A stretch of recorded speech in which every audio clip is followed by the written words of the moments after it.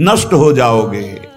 कहीं आज तक किसी को सुख नहीं मिला, जब मिला तो अंतर्मुखता में अपने हृदय में विराजमान सच्चिदानंद भगवान के चिंतन से मिला। घोरतम दुख है इस संसार में, तुम्हें केवल पुण्य बल से सुख दिखाई दे रहा है। जहां तुम्हारे पुण्य नष्ट हुए कितना दुख है तुम्हें पता नहीं। आज पुण्य बल है इसलिए तुम्हें लग रहा है बड़ी मौज है, लेकिन कल आने वाला है पाप का फल, दुख बड़ा भयानक, जो विपत्ति संकट नाना प्रकार की दुर्दशाएं। फिर नहीं, बस चलता फिर तो अगर अभ्यास भजन का है तो उस दुख समुद्र को पार कर जाओगे, नहीं डूब जाओगे, उसी में डूब जाओगे। इतना दृढ़ अभ्यास कर लो कि भारी से भारी दुख में भी राधा राधा राधा ये कभी नाम न छूटे। तो जैसे आप रस्सी का सहारा पकड़ लिए हो मजबूत, तो आप डूबने नहीं पाओगे, वो आपको पार कर देगी। ये दृढ़ नाम की डोर है, नाम की डोर पकड़ लो, ये भगवान के चरणों में आपको पहुंचा देगी संसार समुद्र से पार करके। नहीं, घोर दुख में है, अभी आपको अनुभव में नहीं आ रहा, इसलिए एक्सीडेंट हुआ, कहीं का लोहा कहीं घुस गया, फंसा पड़ा है, कितने घंटों में तड़प तड़प के वो मर रहा है, तुम्हें क्या पता कितना कष्ट भोग रहा है, कैसे कैसे कष्ट है, कहां तक वर्णन करे। रोगों के भयानक कष्ट हैं, यंत्रणा नरक की, यंत्रणा जेल की, यंत्रणा इस शरीर के नाना प्रकार के कुविचारों की, बहुत दुख है। मलिन अंताकरण होने के कारण जो सुख समुद्र प्रभु उनसे विमुख होकर दुख की तरफ चल रहे हो। भाई दुख है, घोर घोर दुख। देखो महापुरुष कह रहे घोर दुख, हमें अच्छा दिखाई दे रहा है, यही हमारी बुद्धि भ्रमित कर रही। हमको अभी अपनी बुद्धि की बात न मानकर गुरुजनों की बात माननी होगी। दुख घोर घोर दुख, और उधर ही बढ़ रहे हैं हम, उधर ही बढ़ते चले जा रहे हैं। ध्रुवम परिवृतम, परम सत्य है, भोगोगे दुख अगर भगवान का भजन नहीं किया, भगवान की शरण में नहीं हुए। यस्यादि मध्यांतिमम, जिसमें प्रारंभ में दुख, मध्य में दुख, अंत में दुख। संसार का कोई भी भोग तृप्त तुम्हें नहीं कर सकता। अविनाशी के बच्चा हो, प्रकृति से तृप्त नहीं हो सकते, परमात्मा से ही तृप्ति का अनुभव होगा। योत्यंतासु विनश्वरोति निरता यत्रापि वित्सु कराहा, ये जितना तुम देख रहे हो सबका विनाश होगा पक्का। इधर दीवाल है, इधर 50 जानवर हैं, हरी हरी घास खा रहे हैं, और दीवाल के पीछे गड़ासे में कटते चले जा रहे हैं। घास खाने वालों को यह पता नहीं कि हम भी नंबर में हैं। ठीक ऐसे ही ये सुख की छाया की दीवाल डालकर माया मुझे फंसाए हुए, और काल काटता चला जा रहा है, विनाश करता चला जा रहा है। समय, जहां समय आया आप भी मारे जाओगे।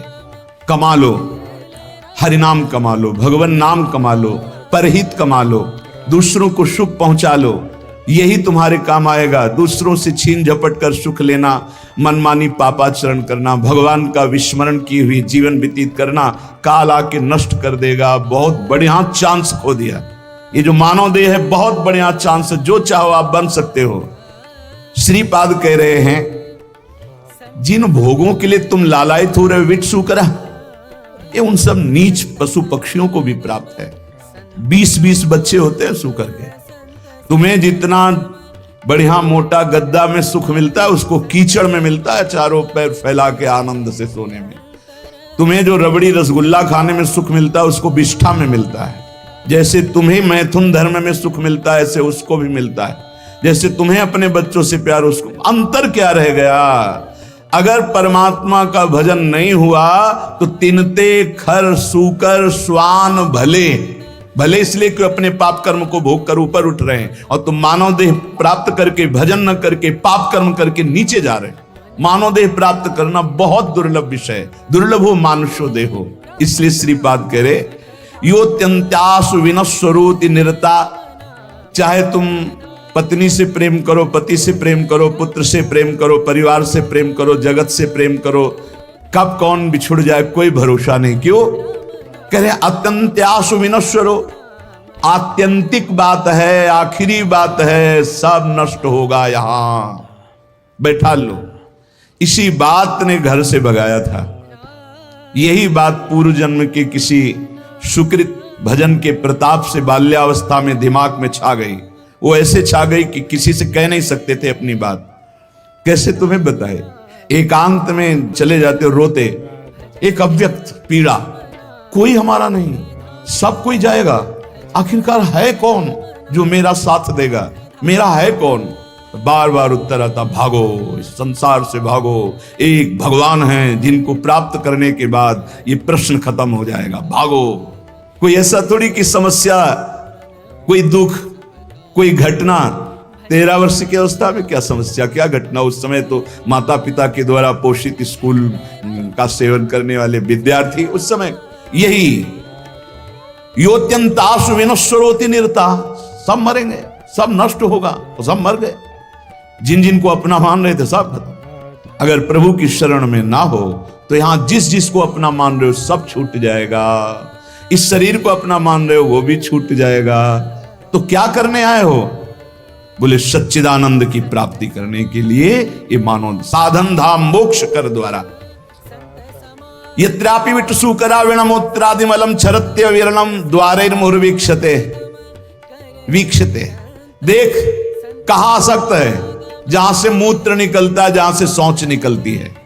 वीणमूत्रादि मलम छरत्य विरणम द्वारैर्मुहुर्वीक्षते, बहुत बुद्धिमान बनता है, बहुत अपने को विवेकवान समझता है।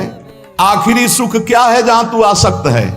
बोले जहां से वीणमूत्रादि मलम, जहां से मल निकलता है और पेशाब निकलती है। शास्त्र है, इसको समझ लो। बहरे हो रहे हो, गुरु की बात नहीं सुनते।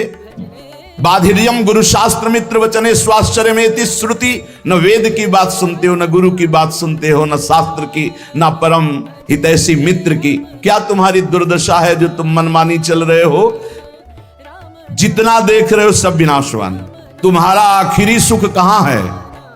बोले विटसु करा, ये जो लंपटता का सुख है, मैथुन का सुख है, ये तो सुअर कुत्ता गधा पशु पक्षी सब भोग रहे हैं, तुम मनुष्य हो। विचार करके देखो कौन सा आखिरी सुख तुम्हारे दिमाग में नाच रहा है। बोले वही मलमूत्र का द्वार। वीणमूत्रादि मलम छरत्यविरम, जहां से निरंतर दुर्गंध गंदगी निकलती रहती है। द्वारैर्मुहुर्वीक्षते, क्या तू नहीं देख पा रहा है? तादृग भोग महास्पृहम, उन द्वारों को भोगने की स्पृहा लग रहा है मनुष्य देह में कि मैं भोग लूंगा तो अमृत पद को प्राप्त हो जाऊंगा, मैं तृप्त हो जाऊंगा। कुविषयों में माम त्राहि माम वृंदाटवी, हे मेरी मां वृंदावन वृंदाटवी, मुझे बचा लो, ऐसी कुबुद्धि से बचा लो। उपाय बता रहे हैं श्रीपाद। यदि ऐसी बुद्धि है तो भगवान को पुकारो, त्राहि माम शरणागत प्रतिपाल, हे वृंदावन धाम, हे राधा नाम, हे किशोरी किशोरजू, हमारी बुद्धि को शुद्ध करो और हम धर्म पूर्वक विषयों का सेवन करते हुए आपकी आराधना करें। श्रीपाद कह रहे एक केवल सामर्थ्य है प्रेम में जो इन सबसे बचा लेगी। वो प्रेम जब प्रियालाल के चरणों में होता है तो बिना प्रयास के घृणा पैदा हो जाती है संपूर्ण संसार के भोगों की। ब्रह्मादिक के भोग सब विषम लागत ताहि, नारायण ब्रज चंद की लगन लगी है जाए। श्री तुकाराम जी की महाराज की स्थिति ये देख के कि कई कई दिन भोजन नहीं मिलता तो वीर शिवाजी, छत्रपति शिवाजी बड़े रत्न भोजन सामग्री सब वापस कर दिया। मैं विट्ठल के जिलाए जीता हूं, मैं किसी और के। जबकि महाभागवत श्री छत्रपति शिवाजी समर्थ स्वामी रामदास जी के शिष्य महाभागवत और बराबर आया करते थे तुकाराम जी से सत्संग करने, कीर्तन सुनने, नहीं स्वीकार किया। कंचन त्यागी। आपने देखा आपकी धर्मपत्नी भी थी, वो प्रायः इसी बात से दुखी थी कि वो कभी वार्ता ही नहीं करते थे, हर समय राम कृष्ण हरि विठ्ठल। कल प्रसंग में सुना कि एक सुंदरी स्त्री, नवयुवती, जब देखती कि भंडारा पर्वत की तरफ एकांत में जाते हैं, उनका बहुत सुंदर लावण्य श्री तुकाराम जी का, क्योंकि हर समय प्रभु में उन्मत्त रहते, तो जो भगवान का चिंतन करते उनमें एक आकर्षण पैदा होता है। जैसे समस्त आकर्षणों का केंद्र कृष्ण है, आकर्षित, तो ऐसे ही कृष्ण सुमिरन, राम सुमिरन, हरि सुमिरन, तो वो भगवान का आकर्षण प्रकट होता है। तो हर जीव जो देखता है उनकी तरफ लुभायमान हो जाता है। बहुत भी पापी हो तो वो राग ना करके द्वेष कर बैठेगा, वो निंदा करने लगेगा। निंदा करना भी एक प्रियता का आंतरिक लक्षण है कि जैसे हम किसी वस्तु को पाना चाहते हैं, नहीं पा रहे तो हम उसकी निंदा करने लगते हैं, पर उसका महत्व है, उसकी प्रियता है, ये आंतरिक चिंतन का विषय है। अगर राग नहीं होगा तो द्वेष हो ही नहीं सकता। जब उस वस्तु पर महत्व होता है, हम प्राप्त नहीं कर पाते तो वो कुछ ऐसे लोग होते हैं जो द्वेष करते हैं, पर उनके अंदर भी निगेटिव प्रियता रहती है। वो एक जो विचारवान वो जान रहे कि हमें प्यार करता है, पर प्यार करने का ढंग नहीं आता, इसलिए ऐसे प्यार करता है। वो तुकाराम जी के पास एकांत में गए, भंडारा पर्वत पर, मुस्कुराना, आकर्षण करना, काम चेष्टाओं की वृत्तियां प्रकट करना। तो उनका पराविया नारी रखुमाई समान, हे गेले नेमुन ठाई चेंची, जाई वो तुम आते न करी सायास, आमी विष्णुदास तैसे नहीं। हम ऐसे वैसे नहीं, हम विष्णुदास हैं, हरिदास हैं। ए माई, तो रुक्मिणी माई के समान मेरी पूज है, माता है। विठ्ठल भगवान के वामांग में जो विराजमान रुक्मिणी माई है, रखुमाई समान, रखुमाई रुक्मिणी माता, मेरी दोष दृष्टि कभी तुम्हारे प्रति है माता कभी नहीं हो सकती, क्योंकि मैं देखता हूं कि साक्षात भगवान की अर्धांगिनी महालक्ष्मी स्वरूपा वही आप हो। रुक्मिणी माई के समान मैं तुम्हें देख, तुम्हारी ये चेष्टाएं मेरे ऊपर कोई प्रभाव नहीं डाल पाएंगी, व्यर्थ में समय नष्ट मत कीजिए। मैं हरिदास हूं, मैं कोई ऐसा वैसा नहीं हूं। तुम्हारा ये पतन करने की चेष्टा मुझे लुभायमान नहीं कर सकती। जाओ, अगर तुम्हें पुरुष ही चाहिए तो संसार में बहुत पुरुष हैं, मैं हरिदास हूं, तो मुझे लुभायमान नहीं कर सकती। तुकाराम जी की बात सुनकर वो शर्माई, सकुचा गई। तो उनका तुम्हारी चरण वंदना करता हूं, आप निर्भय और निश्चिंत होकर जाओ। हम कभी तुम्हारी निंदा भी नहीं करेंगे, कभी किसी से कहेंगे ही नहीं, पर हम हरिदास हैं, हम तुम्हारी लुभावनी वृत्तियों पर आने वाले नहीं। कंचन विजयी, कामिनी विजयी। वो बहुत लज्जित हो गई। आपको कोई गर्व नहीं है कि मैं ऐसा नहीं, मैं हरिदास हूं, इसलिए मेरे में हरि कृपा है, तो मुझे हरि बचा रहे हैं। जिनके हृदय में निरंतर भगवान का नाम नहीं चलता, ध्यान से सुनना, उन्हीं को ये काम क्रोध लोभादि वृत्तियां फंसा लेती हैं, उन्हीं को फंसा। और जहां नाम चल रहा है वहां फंसने की गुंजाइश नहीं रहती। तुकाराम जी महाराज कहते हैं, मनुष्य मात्र की जब इन दो बातों पर विजय प्राप्त करने की सामर्थ्य आ जाती है भजन से, कंचन और कामिनी, तब एक इच्छा प्रकट होती है, कीर्ति हो जाए, लोग हमें जाने। श्री तुकाराम जी महाराज जब तक परमार्थ में चलने वाले के अंदर यह बात बनी रहेगी कि मेरी प्रतिष्ठा हो, मेरा मान हो, मुझे कोई जाने, तब तक अभी बहुत दूर नगरी, भगवदानंद की प्राप्ति बहुत दूर है। उपासक को अपने मार्ग पुष्ट करने के लिए ये विचार देखना चाहिए कि कहीं ये विचार तो नहीं आ गया है अपने अंदर। जैसे एक नशा में फंसा हुआ, दुराचार में फंसा हुआ, धन के लोभ में फंसा हुआ नष्ट हो जाता है, ऐसे मान में फंसा हुआ नष्ट हो जाता है, ठीक वैसे ही नष्ट हो जाता है।